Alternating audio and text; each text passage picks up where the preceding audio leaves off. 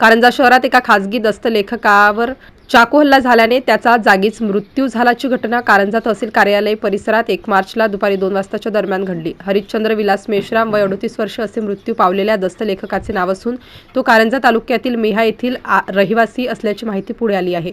प्राप्त माहितीनुसार दुपारी मृतक दस्तलेखक आपले काम करीत असताना अचानकपणे एका अज्ञात इसमाने येऊन त्याच्या मानेवर चाकूने वार केले. त्यामुळे मोठ्या प्रमाणात रक्तस्राव झाला आणि त्याचा जागीच मृत्यू झाला.